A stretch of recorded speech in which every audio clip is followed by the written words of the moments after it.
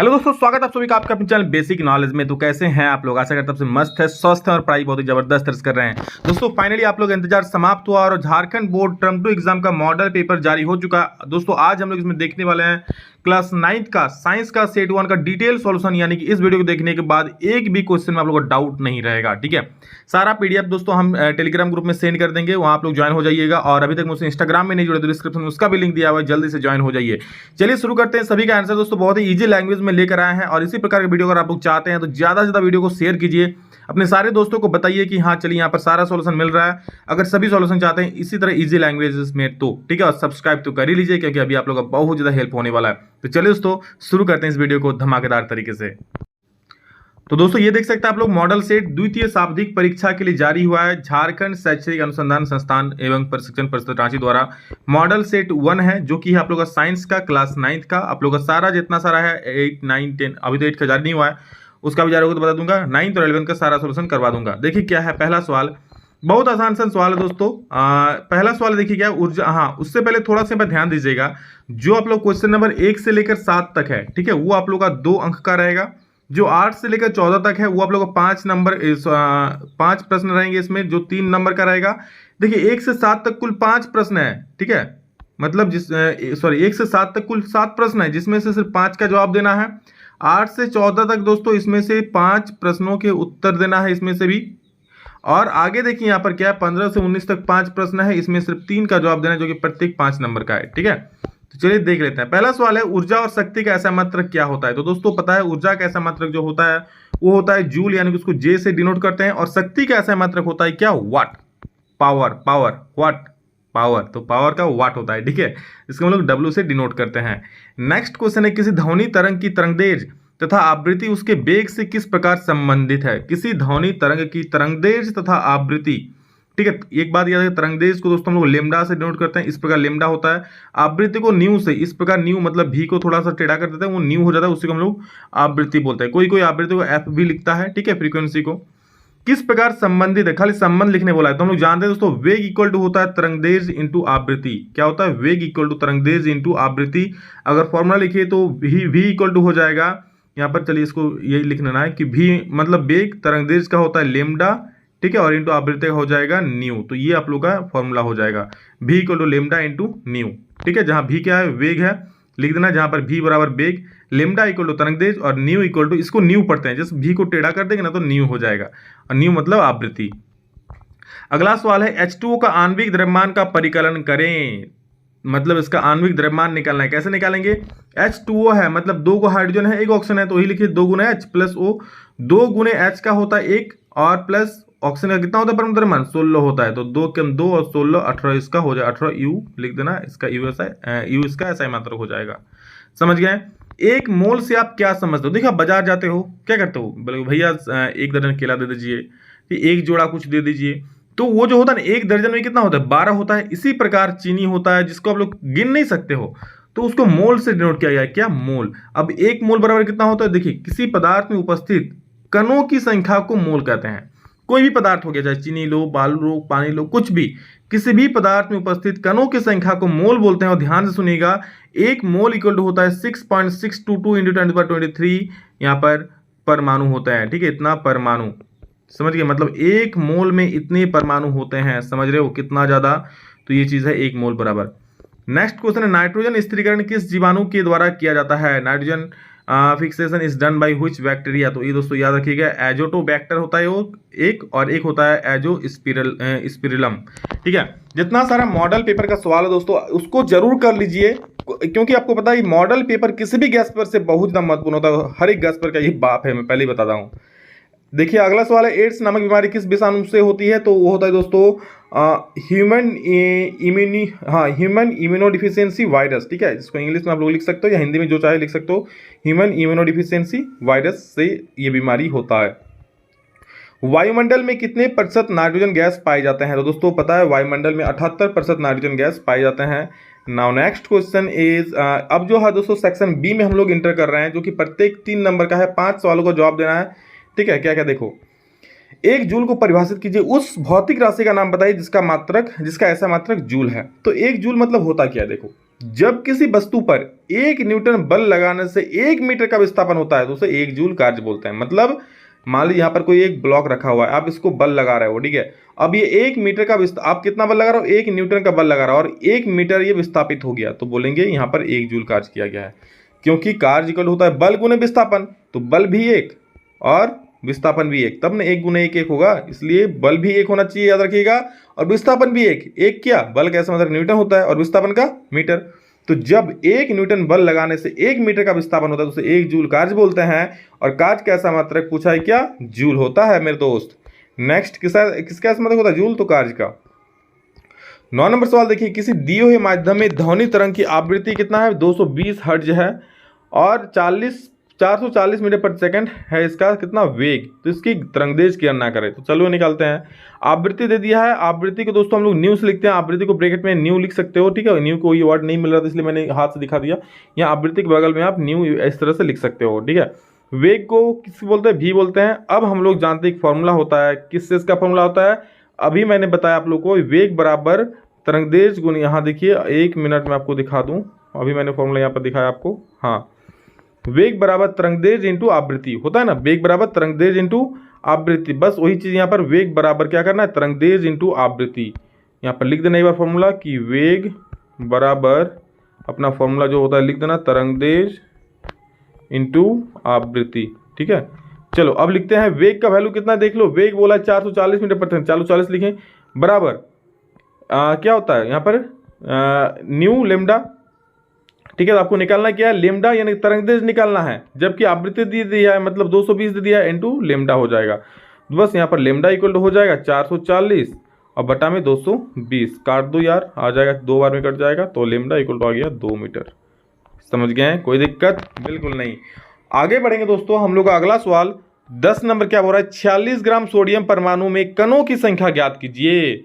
दोस्तों 46 gram sodium परमाणु में कितने कण होते हैं वो निकालना है। तो देखिए परमाणु की संख्या बराबर होता है दिया गया द्रव्यमान बटे मोलर द्रव्यमान गुने एवोगाड्रो संख्या, इस तरह से लिखते हैं उसको। देखो कैसे लिखते हैं, दिया गया द्रव्यमान उसको छोटा एम से लिख दिए, बटे मोलर द्रव्यमान उसको बड़ा एम से लिख दिए, और गुने एवोगाड्रो संख्या इंटू 6, एवोगाड्रो संख्या मतलब क्या 6.022 इंटू 10⁻6.022 10⁻23, ठीक है। ये हो गया आपको, 1 मिनट यार, 10⁻23, ठीक है, ये हो गया। अब सबका वैल्यू लिखाना है, यहाँ पर एवोगाड्रो संख्या लिखना है, ठीक है। तो बस यहाँ पर देखिए हम लिख दिए हैं, तो इसको 23 को काट दो 2 बार में, 2 से कट जाएगा, फिर 2 को 6.22 से गुना कर देना, तो आ जाएगा 12.044 इंटू 10 के पावर में 23, जो कि होगा फाइनल आंसर हो जाएगा। समझ गए, बस कैलकुलेशन करना और कुछ है नहीं इसमें। थॉमसन के परमाणु मॉडल की व्याख्या करें। तो देखिए क्या है थॉमसन का परमाणु मॉडल, थॉमसन के परमाणु मॉडल के अनुसार परमाणु एक धन आवेशित गोला होता है जिसका निर्माण प्रोटॉन से मिलकर होता है और ऋण आवेश युक्त इलेक्ट्रॉन इसमें बिना किसी विशिष्ट विन्यास के धसे होते हैं। मतलब आपने तरबूज खाया, तो बोलेगा हाँ सर गर्मी का सीजन तरबूज तो बहुत खाएंगे, तो कभी देखा है तरबूज में दोस्तों जो बीज होता है ना, बीजा यहाँ वहाँ भड़का हुआ रहता है, वो उसमें इलेक्ट्रॉन है। और ये तरबूज क्या पूरा धन आवेश का एकदम पूरा एकदम गोला है, पूरा धन आवेशित चार्ज है, और कहीं कहीं जो दाना धसा हुआ है जो वही वो क्या है, वो इलेक्ट्रॉन है। तो इस प्रकार से उसने व्याख्या किया था कि परमाणु के थॉमसन ने क्या कहा था कि परमाणु के अनुसार, थॉमसन के अनुसार परमाणु क्या है, एक धनावेशित गोला है जिसका निर्माण प्रोटॉन से मिलकर बना होता है और ऋण आवेश युक्त इलेक्ट्रॉन इसमें बिना किसी विशिष्ट विन्यास के धसे होते हैं यहाँ हुआ। समझ गए। चलिए नेक्स्ट क्वेश्चन देखिए क्या है, 0.5 मोल ऑक्सीजन के अणु का द्रव्यमान ज्ञात क्या होगा, द्रव्यमान निकालने बोला है। तो हम लोग जानते हैं मोल इक्वल टू होता है क्या, आप लोग ध्यान से सुन लो, 1 मिनट, हाँ, मोल इक्वल टू होता है, याद रखना, mole equal to given weight मतलब m बटे बड़ा m, मतलब m मतलब दिया गया द्रव्यमान और बड़ा m मतलब मोलर द्रव्यमान। तो चलिए निकालते हैं, मोल कितना दिया है तो 0.5 दे दिया है, बराबर गिवन वेट, गिवन कुछ दिया है कुछ नहीं दिया तो m लिख दिए। मोलर वेट तो हम लोग निकाल सकते हैं ऑक्सीजन का, O2 होता है ना, O2 अणु बोला है, मॉलिक्यूल बोला है, यानी कि O2 यानी कि 2 ऑक्सीजन है, यानी कि 16 दूनी 32 हो जाएगा, बस गुना कर दो, m बराबर हो जाएगा 5 का 0, 5 से 15 1 16 16, ठीक है। तो यहाँ पर पॉइंट हो जाएगा 16.0 यानी कि 16 इसका सही उत्तर हो जाएगा। 16 क्या द्रव्यमान पूछा है क्या होगा तो इतना ग्राम हो जाएगा। समझ गए, तो ये चीज़ है। नेक्स्ट क्वेश्चन, प्रतिरक्षीकरण क्या है यानी कि इम्यूनाइजेशन क्या है। तो जब किसी वैक्सीन के टीके का उपयोग करके शरीर के अंदर सूक्ष्म जीवों को मारकर या उनके प्रवेश पर रोक लगाते हैं तो इससे शरीर की प्रतिरोधक क्षमता बढ़ जाती है। शरीर में रोगों से लड़ने की क्षमता का विकास करने की प्रक्रिया को प्रतिरक्षाकरण कहते हैं। समझ गए? मतलब देखिए क्या है, जब किसी वैक्सीन के टीके का उपयोग करके शरीर के अंदर जो सूक्ष्म जीव होता है, जैसे अभी कोरोना आ गया था तो कोरोना का वैक्सीन लगाया ना, ठीक है, मार कर उनके परिवेश पर रोग लगाते हैं, इससे शरीर की प्रतिरोधक क्षमता बढ़ जाती है। तो जब कोरोना का वैक्सीन लगा उससे कि हम लोग रोग प्रतिरोधक क्षमता बढ़ गई, कोरोना जल्दी हम लोग अटैक नहीं कर पाया। शरीर में रोगों से लड़ने की क्षमता के विकास करने की प्रक्रिया को ही प्रतिरक्षण करते हैं। और इस प्रकार जो हम लोग टीका लगाएं ना, जो कोरोना वायरस का टीका लगाएं, इसे ही बोलते हैं प्रतिरक्षीकरण, बस और कुछ नहीं है। जल प्रदूषण के 3 कारण बताएं तो सिंपल सा कारण है, 3 देख लो। एक औद्योगिक कारण है, एक घरेलू कारण है और एक कृषि के कारण। औद्योगिक कारण क्या है कि उद्योगों से निकले हुए रसायन विभिन्न नदी नालों में मिल जाते हैं और जल को दूषित कर देते हैं। घरेलू से भी निकले जो कचरा का पानी, कचरा निकलता है, पानी बहकर निकलता है, वो सारा चीज जाकर नदी में, जोड़िया में मिलता है, फिर नदी में चला जाता है, तो इस प्रकार वो भी दूषित करता है। तो इस प्रकार दोस्तों घरेलू कारण से भी जो कचरा का पानी निकलता है वो भी दूषित करता है। कृषि कारण क्या, जब हम लोग खेतों में कीटनाशक का छिड़काव करते हैं, ठीक है, वो भी रसायन ही होता है, फिर पानी बरसता है, मिट्टी से मिलता है, फिर पानी में जाकर वो भी मिल जाता है जब पानी बरसता है तो इससे भी पानी का प्रदूषण होता है। अब दोस्तों सेक्शन सी है, जो कि यहाँ पर देखिए सिर्फ 3 प्रश्न का उत्तर देना है, जो कि 5-5 नंबर का है। तो चलिए उसको देख लेते हैं। यहाँ पर बड़ा बड़ा सवाल है। सबसे पहला सवाल है, किसी पिंड की गतिज ऊर्जा को परिभाषित करें। गतिज ऊर्जा के लिए व्यंजक प्राप्त कीजिए। Define the kinetic energy of a body, drive the expression of kinetic energy. तो देखिए, किसी वस्तु की गति के कारण उसमें जो उपस्थित ऊर्जा होती है उसे क्या बोलते हैं? गतिज ऊर्जा। अब मान लो आप दौड़ के आ रहे हो, पूरा एकदम घमासान गुस्सा होकर दौड़ के आ रहे हो, मार दो किसी को बज्जर धड़ाम से।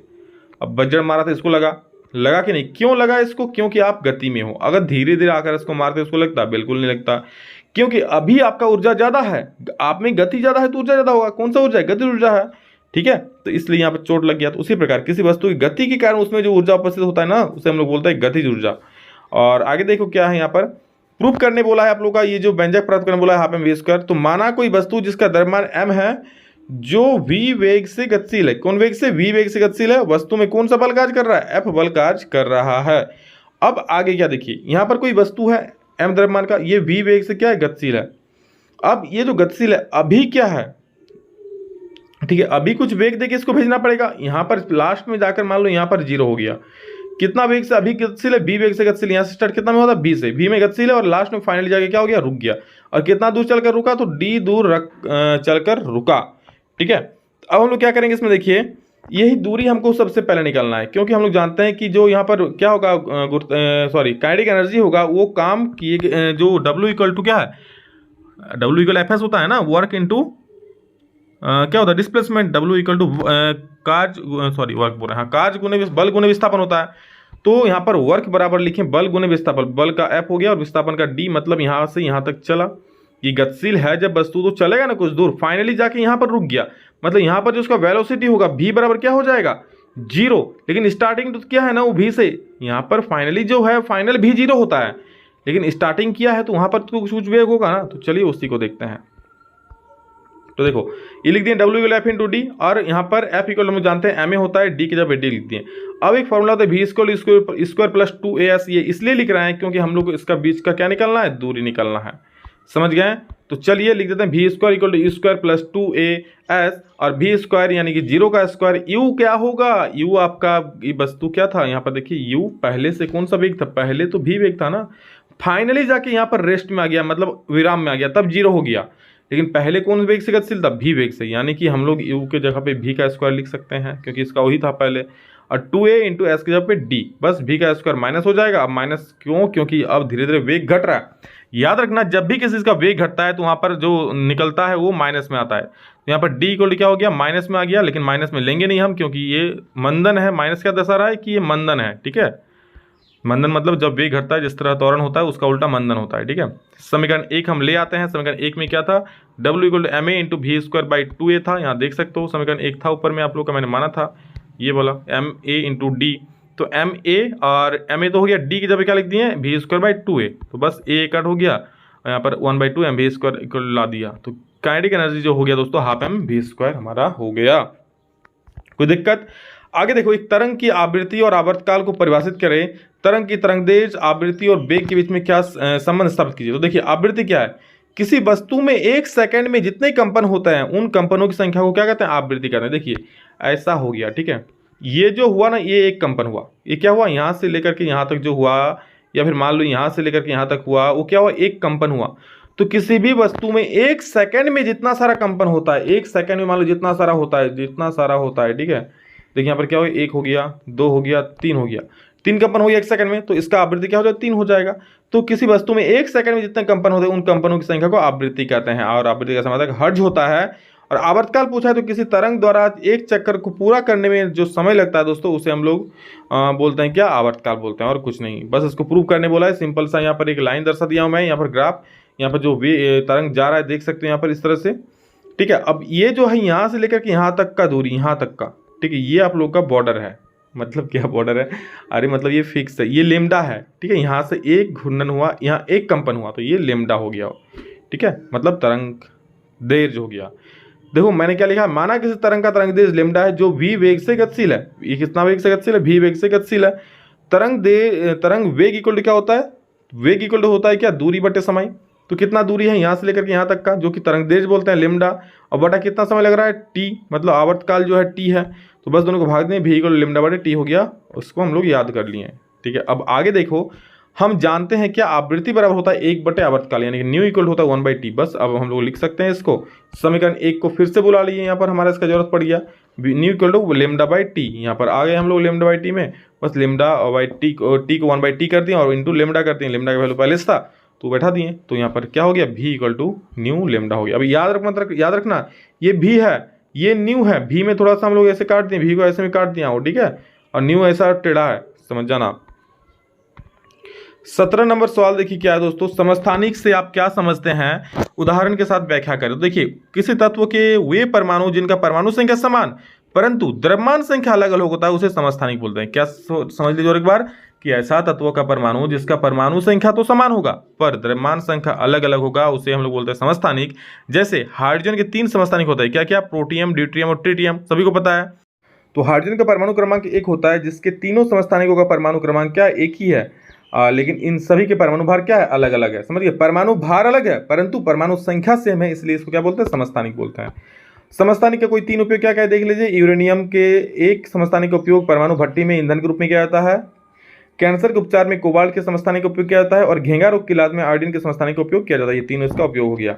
जल चक्र देखिए दोस्तों, जल चक्र क्या है, बहुत आप लोग आसान भाषा में लिख सकते हो। जल चक्र मतलब क्या, जैसे आसमान से बारिश गिरा, तालाबों में, नदी नालों में आ गया, अब फिर गर्मी के दिन में फिर बाष्प होकर ऊपर चला गया, फिर बारिश, इसी पूरे चक्र को हम लोग बोलते हैं जल चक्र। देखिए क्या है, महासागर या समुद्र से जल वाष्पीकरण द्वारा जल वाष्प में परिवर्तन न होकर धीरे धीरे वायुमंडल में पहुंचता है, ठीक है, वायुमंडल में आ जाता है, जहां जल वाष्प संग्रहण की प्रक्रिया से गुजरते हुए बादल बनता है, ठीक है, जहां से जल वाष्प जो है क्या, जल वाष्प वाष्पीकरण और जल वाष्प में परिवर्तन होकर, ठीक है, महासागर या समुद्र से जल वाष्पीकरण द्वारा जल वाष्प में परिवर्तन होकर, या ना नहीं होगा, ठीक है।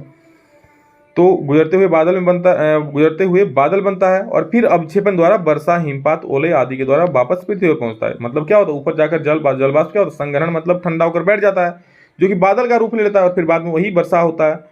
और छोटे जल स्रोत जैसे कि नदी, झील, नाली आदि से गति करता हुआ फिर सागर में मिल जाता है। इस तरह का पूरा जल चक्र पूर्ण होता है, मतलब समुद्र से उठा हुआ पानी वापस समुद्र में चल गया।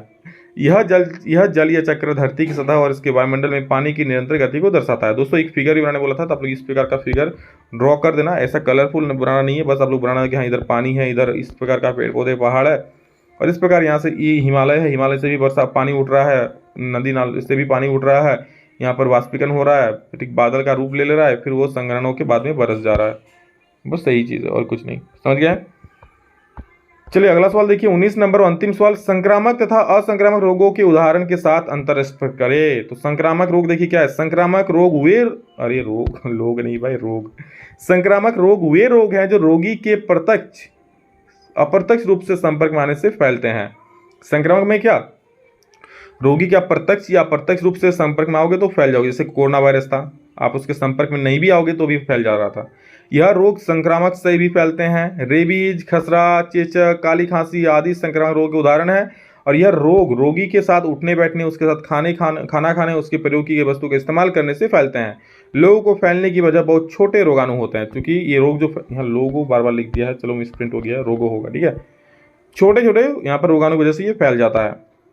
आगे देखो दोस्तों, अंतिम क्या है, असंक्रामक रोग में, असंक्रामक रोग वे रोग होते हैं, यहाँ भी लोग लिख दिया यार, असंक्रामक रोग वे रोग होते हैं जो रोगी के प्रत्यक्ष या अप्रत्यक्ष रूप से संपर्क आने से नहीं फैलते हैं। यह रोग संक्रामक रोगों की तरह एक व्यक्ति से दूसरे व्यक्ति में नहीं फैलते हैं। विभिन्न प्रकार के मानसिक रोग, बवासीर, मधुमेह आदि असंक्रामक रोग है। अब ऐसा थोड़ी कि जिसको मधुमेह आप उसको हाथ टच किया, हाथ मिलाया, आपको रोग हो गया, नहीं होगा। अगर ऐसा होने लगा तो आपके दोस्त को, अगर किसी को डायबिटीज है, मधुमेह, आप जाकर हाथ मिलाई, यार आपको भी डायबिटीज हो गया, ऐसा नहीं होता है। तो एक व्यक्ति दूसरे व्यक्ति में पहुंच सकते हैं। यह रोग संतुलित व पौष्टिक आहार के अभाव के कारण होता है। ये जो रोग होता है दोस्तों, असंक्रामक रोग होता है, यह पौष्टिक आहार के अभाव में होता है। और इसी के साथ दोस्तों आप लोगों का पूरा ये पौष्टिक आहार समाप्त होता है। नेक्स्ट पौष्टिक आहार भी जल्द आ जाएगा, यानी कि सेट 2 भी जल्द आ जाएगा। बस उसके लिए ज़्यादा से ज़्यादा दबा के शेयर कर दो, हर एक विद्यार्थी के पास होना चाहिए। ठीक है, चलिए दोस्तों, love you all, thank you all of you. अगले इतना फिर मिलेंगे नेक्स्ट वीडियो में जल्दी, तब तक के लिए जय हिंद, वंदे मातरम।